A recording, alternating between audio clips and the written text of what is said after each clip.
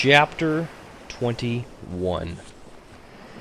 I did not take Rontu with me when I left the cave that night, and I closed the opening so that he would not follow me, for if the Aleuts had brought their dogs, he would surely smell them out.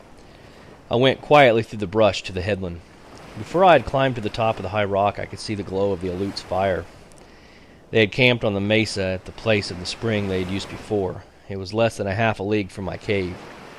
I stood for a long time watching the fires, wondering if I should move to another part of the island, perhaps to the cave where the wild dogs had lived. I was not afraid that the men would discover me, because they had worked on the beach and hunted in their canoes all day. It was the girl I was afraid of.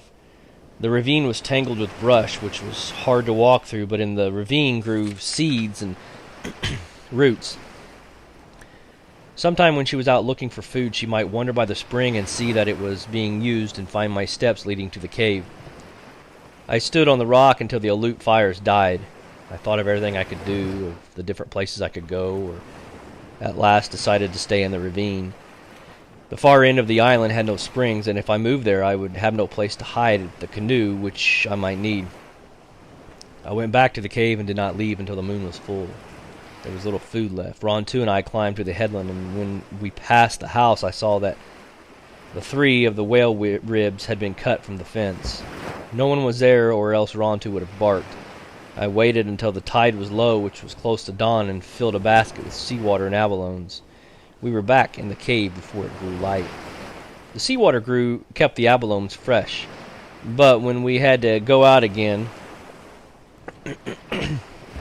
the night was too dark to find our way to the reef. I therefore had to gather roots. I could never gather many more than the sun rose, so I went out every morning until the next moon came. Then I went to the reef for abalones.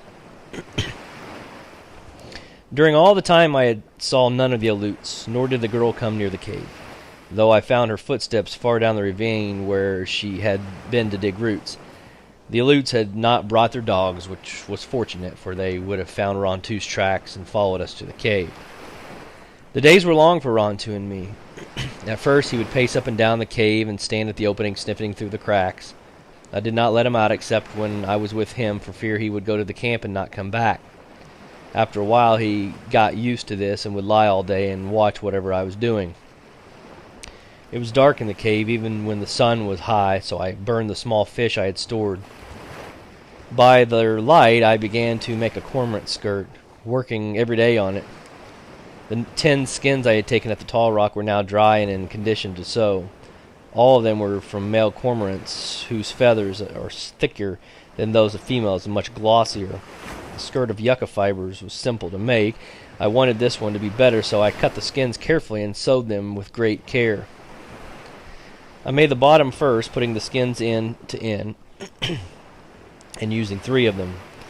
For the rest of the skirt, I sewed the others along their sides so that the feathers ran one way on the upper part and different along the way the bottom. It was a beautiful skirt, and I finished it on the day after the second moon. I had burned all of the little fish, and since I could catch no more until the Aleuts left, I took the skirt outside to work on it there. I had found footsteps in the ravine twice again after the first time, but no closer to the cave. I had begun to feel safe, for the winter storms would soon be here, and the Aleuts would leave. Before another moon, they would be gone. I had never seen the skirt in the sunlight. It was black, but underneath were green and gold collars, and all the feathers shimmered as though they were on fire. It was more beautiful than I thought it would be. I worked fast now that it was almost finished, yet from time to time I would stop to hold it against my waist. "Rontu," I said, feeling giddy with happiness, "if you were not a male dog, I would make you one too. As beautiful as this." Rontu, who was sprawled out at the mouth of the cave, raised his head and yawned at me and went back to sleep. I was standing in the sunlight holding the skirt to my waist when Rontu leaped to his feet. I heard the sound of steps. It came from the direction of the spring, and as I turned quickly I saw a girl looking down at me from the brush. My spear rod beside the mouth of the cave, within easy reach. The girl was not more than 10 paces from me, and with one movement I could have picked up the spear and thrown it. Why I did not throw the spear I do not know, for she was one of the Aleuts who had killed my people on the beach of Coral Cove. She said something, and Rontu left of the mouth of the cave and walked slowly toward her. The hair raised on his neck, but he walked to where she stood and let her touch him. The girl looked at me and made a motion with her hands, which I took to mean that Ron too was hers. "No," I cried, and shook my head. I picked up my spear. She started to turn, and I thought that she was going to flee back through the brush. She made another motion, which I took to mean that Ron too was now mine. I did not believe her.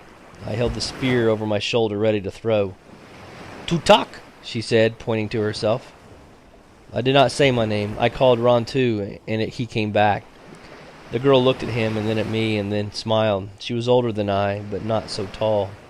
She had a broad face and small eyes that were very black, and when she smiled I saw that her teeth were worn down from chewing seal sinew, but they were very white. I was still holding the cormorant skirt, and the girl pointed to it and said something. It was one word, "Winsha," which sounded like a word that means pretty in our language. I was so proud of the skirt that I did not think. The spear was in my hand, but I held up the skirt so the sunlight would shine all of it. The girl jumped down from the ledge and came over to me and touched it. "Winsha," she said again. I did not say the word, but she wanted to hold the skirt, and I gave it to her. She put it against her waist and then let it fall from her hips, turning one way and the other. She was graceful, and the skirt flowed around her like water, but I hated the alutes, and I took it from her. "Winsha," she said. I had not heard words spoken for so long that they sounded strange to me, yet they were good to hear, even though it was an enemy who spoke them. She said other words I did not understand, but now as she spoke and she looked over my shoulder toward the cave, she pointed to the cave and to me and made gestures as if she were making a fire. I knew what she wanted me to say, but I did not say it. She wished to know if I lived there in the cave so she could come back with the men and take me to their camp. I shook my head and pointed to the far end of the island, away, for I did not trust her. She kept looking toward the cave, but she said nothing more about it. I held the spear, which I could have thrown. I did not, though. I feared she would return with the hunters. She came over to me and touched my arm. I did not like the feel of her hand. She said more words and smiled again and walked to the spring and drank. The next moment she had disappeared in the brush. Ron, too, did not try to follow her. She made no noise as she went. I crawled back in the cave and began to pack the things I owed. I had all the day to do it because the men were working and would not return to their camp before night. By nightfall, I was ready to go. I planned to take my canoe and go to the west part of the island. I could sleep there on the rocks until the alutes left, moving from place to place if I needed to. I carried 5 baskets up the ravine and hid them near my house. It was getting dark and I had to go back to the cave for 2 that were left there. Carefully I crawled through the brush and stopped just above the mouth of the cave and listened. Ron, too, was beside me, and he listened also. No one could go through the brush in the dusk without making a sound except someone who had lived in it for a long time. I went past the spring and waited, and then onto the cave. I felt that someone had been there while I had been away. They could be hiding in the dark, watching me. They were waiting until I went into the cave. I was afraid, so I did not go in, but quickly turned around. As I did, I saw something in front of the cave on the flat rock I used for a step. It was a necklace of black stones of a kind I had never seen. Chapter 22. I did not go into the cave, nor did I take the necklace from the rock. That night I slept on the headland at the place where I left my baskets. At dawn I went back to the ravine. There I hid myself on a brushy ledge. It was near the spring, and from it I could see the mouth of the cave. The sun rose and shone through the ravine. I could see the necklace lying on the rock. The stones looked blacker than they did in the darkness, and there were many of them. I wanted to go down to the cave and count them to see if they would make 2 loops around my neck, but I did not leave the ledge. I stayed there all the morning. The sun was high when Ron-tube barked, and I heard steps below me. The girl came out of the brush singing. She walked to the cave, but when she saw the necklace lying on the rock, she grew quiet. She picked up the necklace and put it down again and peered into the mouth of the cave. 2 of my baskets were still there. Then she went and drank from the spring and started off through the brush. I jumped to my feet. "Tutak!" I cried, running down the ravine. "Tutak!" She came out of the brush so quickly that she must have been waiting nearby to see if I would return. I ran to the rock and put on the necklace and turned around for her to admire it. The beads were made not 2 loops but 3. There they were long and oval instead of round, which was very hard shape to make and takes much skill. Winsha, she said. Winsha, I said after her, the word strange on my tongue. Then I said the word that meant pretty in our language. Wintai? She said and laughed, because this was strange to her. She touched the necklace, giving the word for it, and I gave mine. We pointed out other things, the cave, the spring, a gull flying, the sun and the sky, Rontu asleep, trading the names for them and laughing because they were so different. We sat there on the rock until the sun was in the west and played this game. Then Tutok rose and made a gesture of farewell. Mane? She said, and waited to hear my name. Wanapele, I answered, which, as I have said, means the girl with the long black hair. I did not tell her my secret name. Mane. Wanapele, she said. Pese no? Tutok, I replied. I watched her go through the brush. I stood for a long time listening to her footsteps until I could hear them no more, and then I went to the headland and brought the baskets back to the cave. Tutok came again the next day. We sat on the rock in the bright sun, trading words and laughing. The sun went fast in the sky. The time came soon when she had to leave, and she returned on the day that followed. It was on this day when she was leaving that I told her my secret name. Karana, I said, pointing to myself. She repeated the word, but she did not understand what it meant. Wanapele, she said, frowning. I shook my head, pointing again to myself. I said, Karana. Her black eyes opened wide. Slowly she began to smile. Pese no Karana, she said. That night I began to make a gift for her in return for the necklace she had given me. At first I thought I would give her a pair of my bone earrings, but remembering that her ears were not pierced and that I had a basket of abalone shells ready flaked in the thin disc, I set about making a circlet for her hair. I bored 2 holes in each of the discs using thorns and fine sand. Between them I put the 10 Olivia shells, which were no larger than the tip of my little finger, and threaded them all together with sinew. I worked 5 nights on the circlet, and on the 5th day when she came I gave it to her, putting it around her head and tying it in the back. Winsha, she said, and hugged me. She was so pleased that I forgot how sore my fingers were from boring the holes in the hard shells. Many times she came to the cave, and then one morning she did not come. I waited for her all that day, and at dusk I left the cave and went to the ledge where I could watch the ravine, fearing that the men had learned that I lived here and would find me. That night I slept on the ledge. The night was cold with the first wind of winter. Tutok did not return the next day, and I remembered that it was near the time when the Aleut hunters would leave. Perhaps they had already gone. That afternoon I went to the headland. I climbed the rock and crawled across it until I could look over the rim. My heart beat loud.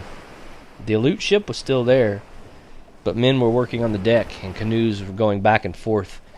The wind blew hard, and a few bales of otter skins lay on the shore, so probably the ship would leave at dawn. It was dark when I got back to the ravine. Since the wind was very cold and I was no longer afraid that the Aleuts would find me, I made a fire in the cave, and I cooked a supper of shellfish and roots. I cooked enough for Rontu and me, and for Tutok. I knew Tutok would not come, yet I put her food beside the fire and waited. Once Rontu barked, and I thought I heard the sound of footsteps, and went to the opening and listened. I waited a long while and did not eat. Clouds moved from the north, covering the cold sky. The wind grew louder and made wild noises in the ravine. At last I closed the mouth of the cave with stones. At dawn I went to the headland. The wind had died. Fog lay over the sea, washing against the island in gray waves. I waited a long time for a glimpse of Coral Cove. And finally the sun burned away the fog. The little harbor was deserted. The Aleut ship, with its red-beaked prow and red sails, had gone. At first, knowing that I could now leave the cave and move back into my house on the headland, I was happy. But as I stood there on the high rock looking down at the deserted harbor and the empty sea, I began to think of Tutok. I thought of all the times we'd had sat in the sun together. I could hear her voice and see her black eyes squinting closed when she laughed. Below me, Rontu was running along the cliff, barking at the screaming gulls.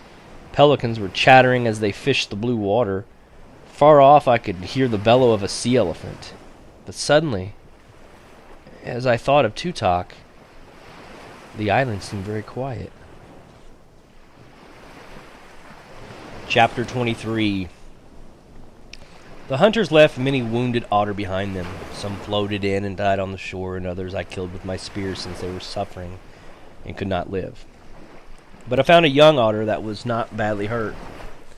It lay in a bed of bull kelp, and I would have paddled by if Rontu had not barked. A strand of kelp was wound around its body, and I thought it was sleeping, for often more than they could go to sleep and anchored themselves in this way to keep from drifting off. Then I saw there was a deep gash across its back. The otter did not try to swim away as I drew near and reached over the side of the canoe. They have large eyes, especially when they are young, but this one's were so large from fear and pain that I could see my reflection in them.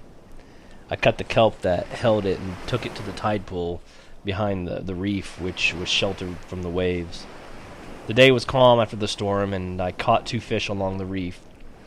I was careful to keep them alive because otter will not eat anything that is dead, and left them in the pool.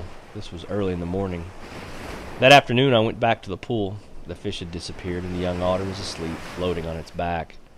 I did not try to treat its wounds with herbs because salt water heals, and the herbs would have washed them away anyway. I brought 2 fish every day and left them in the pool. The otter would not eat while I was watching. Then I brought 4 fish, and these also disappeared, and finally 6, which seemed to be the right number. I brought them whether the day was calm or stormy. The otter grew, and its wound began to heal, but still it stayed in the pool, and now when it came, it would be waiting for me and would take the fish from my hand. The pool was not big, and it could have easily gotten out and away into the sea, yet it stayed there and slept or waited for me to come with some food. The young otter now was the length of my arm and very glossy. It had a long nose that came to the point and many whiskers on each side, and the largest eyes that I've ever seen.